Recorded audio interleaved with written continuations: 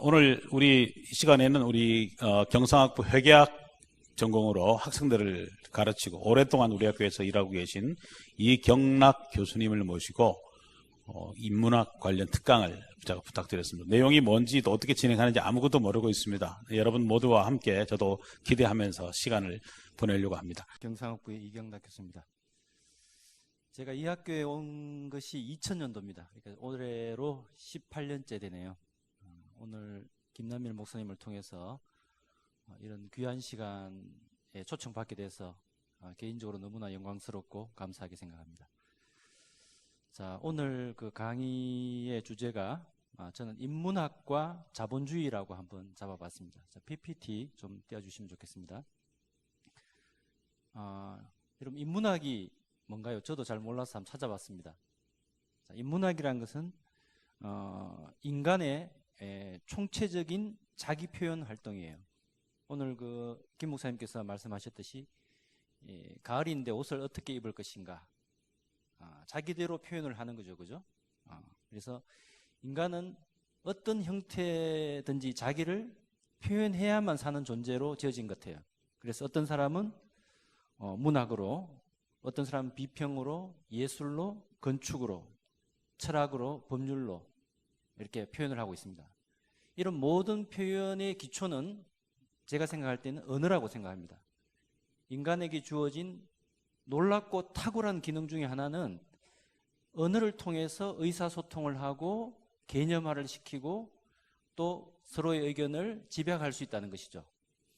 그래서 언어가 아닌 스포츠나 무용, 건축, 최근의 과학이나 AI 같은 것들도 모든 인간의 자기 표현의 방식이라고 할 수가 있겠죠. 특히 저는 오늘 인간이 가장 관심 있어 하는 돈의 문제, 물질의 문제를 갖고 인간이 물질을 통해서 어떻게 자기를 표현하려고 하는지 그것을 여러분과 같이 한번 살펴보려고 하겠습니다. 자, 아까 인문학이라는 것은 인간의 모든 총체적인 자기 표현 활동이라고 그랬죠. 그렇기 때문에 그렇다면 인간이라는 것이 과연 무엇인가, 이거부터 우리가 생각해 봐야 되겠죠. 여러분, 인간이 뭐라고 생각합니까? 참 어려운 질문이죠. 우리 자신이 인간이잖아요. 우리가 누군지, 내가 왜 존재하는지, 무엇을 위해서 사는지, 이것을 알지 아니하고는 방금 이야기했던 이런 인간의 모든 총체적 활동이 왜 이루어지는지, 이것이 의미한 바가 뭔지, 추구하는 목적이 뭔지 우리는 알 수가 없어요. 그래서 성경에 보면 이런 말이 나와 있습니다. 하나님이 흙을 취하사 그 코에 생기를 불어넣으시니까 사람이 생명체가 되었다, 이렇게 표현을 하고 있습니다. 자, 이 사실을 우리가 본 적도 없습니다. 그렇죠? 하여튼 성경에는 이렇게 선언적으로 표현을 하고 있다는 것입니다. 우리가 아는 바는 인간은 살다가 죽으면 흙으로 돌아간다는 사실은 분명한 것이죠. 어찌됐든 사람은 생명체로서 지금 살아가고 있죠. 자, 생명체라는 것은 생존을 해야 되죠. 생존을 하려면 뭔가를 받아들여야 되고 먹어야 되고 활동을 해야 됩니다. 자, 이 활동이 끝날 때 인간은 죽음을 맞이하게 되는 거죠. 자, 여기서 생기라는 것은 성경 표현대로 하면 하나님의 코에 호흡을 불어넣었다, 이렇게 표현을 하고 있는데 아마 은유적인 표현일 겁니다. 하나님은 우리와 같은 육체가 없기 때문에 호흡이 있겠습니까? 이것은 뭘 이야기하냐면 하나님 자신의 생명을 이야기하는 거죠. 다시 말하면 하나님 자신을 인간 속에다가 심었다는 뜻이 되겠죠. 그러니까 인간이라는 존재는 정말 놀라운 존재라고 할 수 있겠습니다. 이런 놀라운 존재이기 때문에 아까도 말씀드린 것처럼 인간에게는 표현할 수 있는 언어라는 놀라운 기능을 허락했는지도 모르겠습니다. 그런데 한 가지 여기서 우리가 알아야 될 것은 인간은 영원히 사는 존재가 아니라는 것입니다. 비록 하나님의 생명이 부어졌다 할지라도 인간은 일정 기간을 살고 나면은 가야만 되는, 죽음을 맞이해야 되는 유한한 존재라는 거죠. 자, 이것을 모르는 사람은 아무도 없을 겁니다. 특히나 성경에서는 이런 말을 하고 있습니다. 오늘 밤 내 영혼을 도로 찾으리니 네 예비한 것이 누구 것이 되겠느냐. 이런 아주 들어보면 우리가 거부할 수 없는 어떤 진실 앞에 서게 됩니다. 자, 이것을 우리가 아무리 거부하려 해도 사실인 거죠. 우리는 10초 후의 사건도 알 수가 없습니다. 오늘 밤 우리에게 호흡을 불어넣으신 하나님이 우리의 호흡을 거두어 가신다 그러면 우리는 거부할 수가 없죠. 안 됩니다. 조금만 더 호흡을 주십시오. 할 수가 없습니다. 한 명도 예외 없이 이 오늘 밤 영혼을 찾으려는 이 하나님 앞에 우리는 서게 된다는 것입니다. 자, 그럼 인간은 이렇게 생명체로서 존재하게 되는데 그러면 왜 존재하는가? 인간은 왜 살고 있는가에 대해서도 역시 성경에서는 분명히 밝히고 있습니다. 자, 우리가 볼펜을 만들었다면 왜 만들었는지를 누구에게 물어봐야 되겠습니까? 당연하죠. 볼펜을 만든 사람에게 물어봐야 될 거 아닙니까? 왜 나를 만들었습니까? 라고 묻는다면 사람은 이야기할 겁니다. 기록하려고 너를 만들었다. 이렇게 이야기할 것입니다.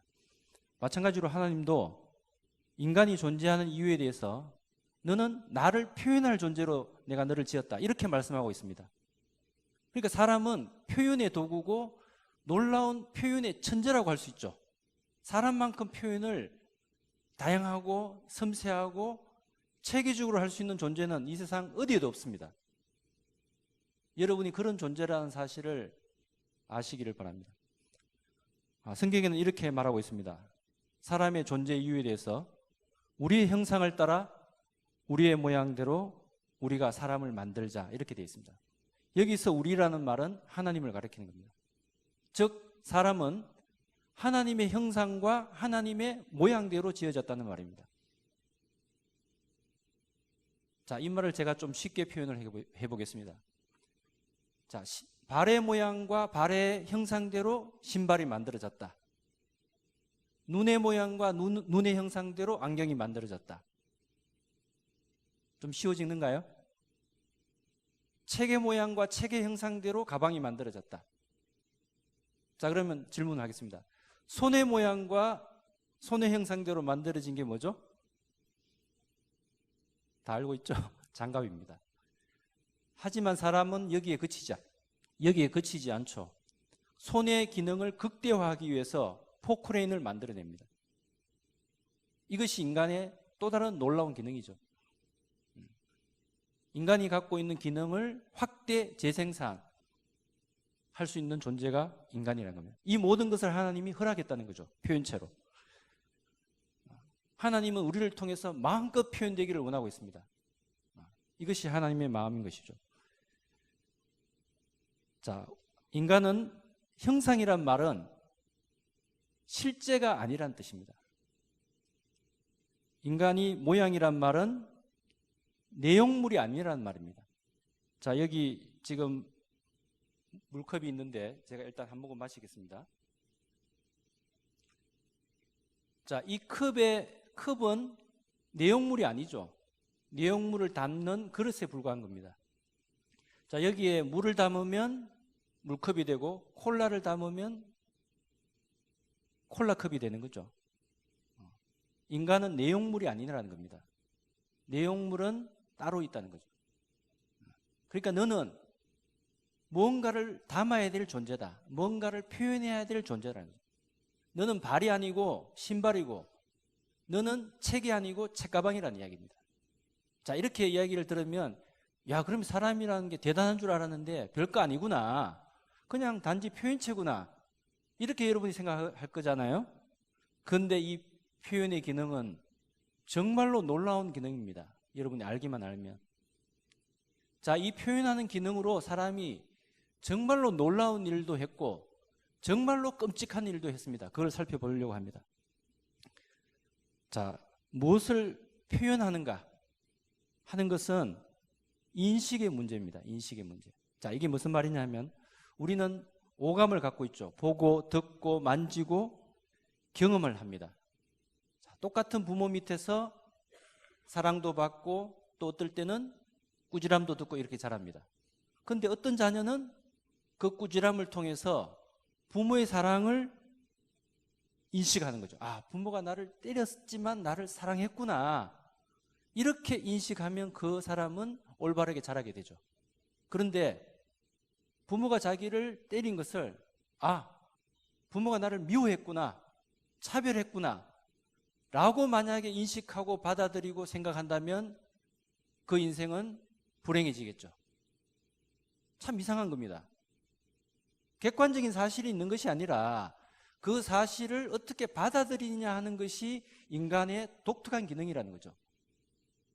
똑같은 부모가 똑같은 말을 했는데 어떤 한 자녀는 거기서 사랑을 느끼고 어떤 자녀는 거기서 부모에게서 멀어지고 인생을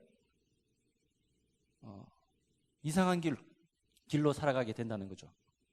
자, 인간은 주어진 것을 어떻게 받아들이고 어떻게 느끼고 어떻게 생각하느냐 하는 문제가 인간에게 주어진 문제고 과제라고 할 수 있겠습니다. 자, 저는 여기서 6월절에 여러분 6월절이란 것은 우리나라로 치면 우리가 일제하에 35년 동안 압제하에 있다가 해방이 됐죠. 광복절입니다. 이스라엘 민족은 400년 동안 이집트, 지금의 이집트죠. 그 당시엔 애굽이라는 나라에서 400년 동안 어찌하다가 살다 보니까 종이 돼버렸어요. 그래서 인구가 200만까지 불어나게 됐습니다.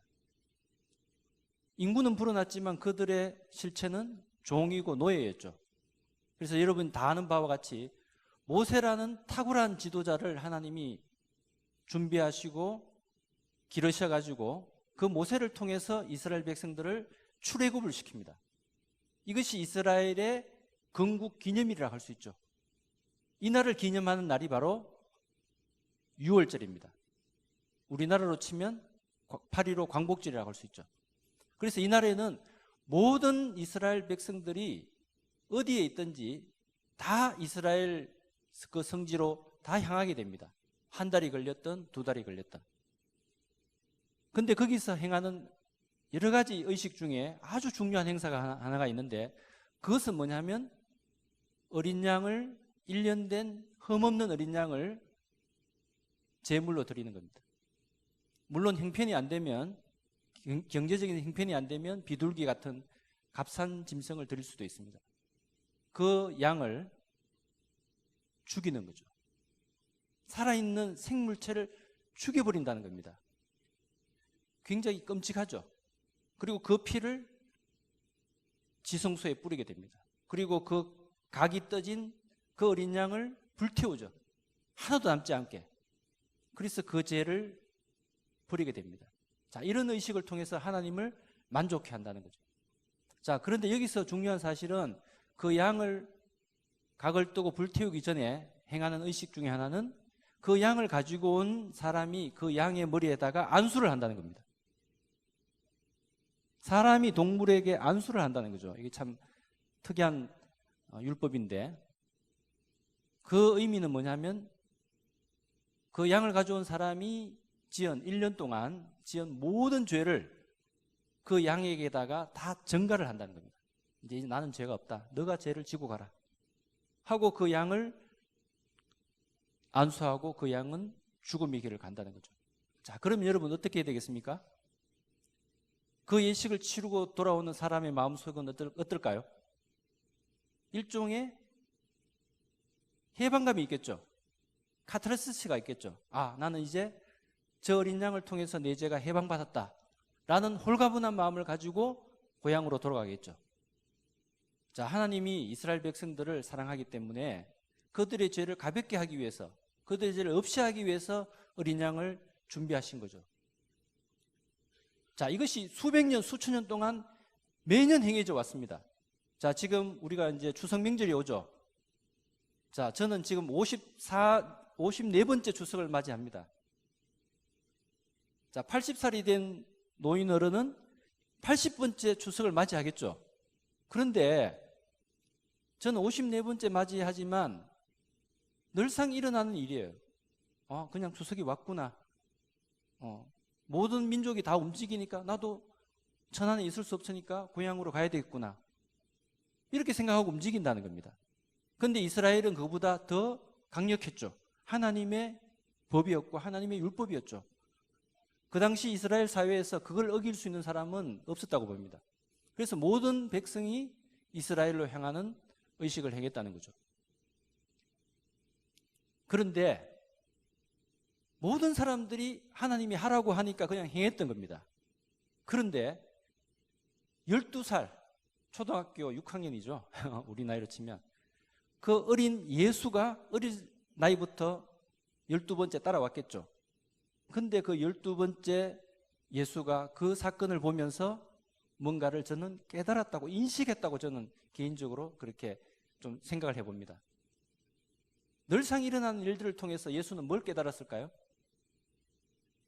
여러분은 늘상 행하는 추석 명절을 통해서 뭘 깨닫는가요? 깨닫기가 쉽지 않겠죠. 그런데 예수님은 거기서 놀라운 사실을 깨달았습니다. 바로 자기가 어떤 운명으로 어떻게 살아가야 될 건지를 그 죽어가는 어린 양을 통해서 봤다는 거죠. 인식했다는 거죠. 그렇게 생각했다는 거죠. 아까 제가 말씀드린 대로 인간의 문제는 표현의 문제고, 표현은 먼저 어떤 사실들을 어떻게 받아들이고 인식하느냐의 문제라고 이야기했잖아요. 그죠? 자, 예수님은 그 죽어가는 어린 양들을 수백만 명의 사람들이, 수천 명의 사람들이 보면서 그냥 하나님이 하라고 하니까 하는 거구나 라고밖에 못 받아들였어요. 하지만 예수님은 거기서 자기가 어떻게 살아가고 그 어린 양처럼 자기의 인생이 하나님께 드려져야 된다는 것을 감지를 했다는 거죠. 저는 그렇게 예수님을 해석하고 싶어요. 그러니까 그 주님은 우리가 못 본 것을 보고 못 깨달은 것을 깨달은 분이니까 우리의 주님인 거죠. 우리가 따라가야 될 분이죠. 그죠? 자, 이야기가 많이 무거워졌습니다. 이제 제가 원래 하려는 공산주의와 자본주의 이야기, 아주 흥미로운 이야기를 조금 드리고자 합니다.